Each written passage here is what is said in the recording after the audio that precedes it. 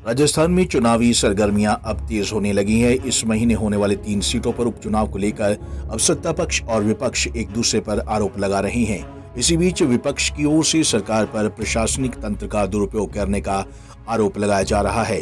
विपक्ष का कहना है कि सरकार प्रशासनिक तंत्र का दुरुपयोग कर चुनाव जीतना चाहती है। इसको लेकर बीजेपी नेताओं का प्रतिनिधिमंडल राज्यपाल कलराज मिश्र से मिलने पहुंचा। इस दौरान उन्होंने राज्यपाल को ज्ञापन सौंपा और चुनावों में अर्धसैनिक बलों की तैनाती करने की मांग की गई। प्रतिनिधिमंडल में मंत्री अलका गुर्जर, पूर्व बीजेपी प्रदेश अध्यक्ष अरुण चतुर्वेदी और बीजेपी प्रदेश अध्यक्ष सतीश पुनिया शामिल रहे। इस दौरान राजस्थान के 12 जिले में हुए दंगों को लेकर भी राज्यपाल से बात की गई।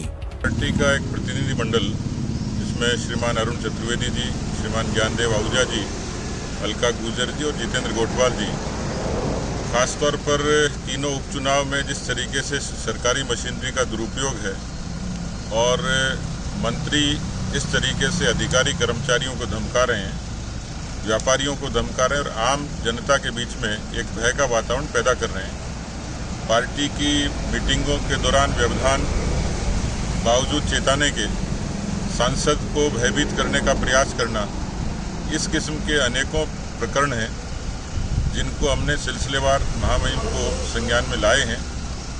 हमें ये उम्मीद नहीं है कि जिस तरीके से सरकारी मशीनरी का दुरुपयोग हो रहा है तो सरकार चुनाव आयोग के माध्यम से चुनाव आयोग को इन्फ्लुएंस भी करेगी और निरपेक्ष तरीके से चुनाव उस पर शंका है।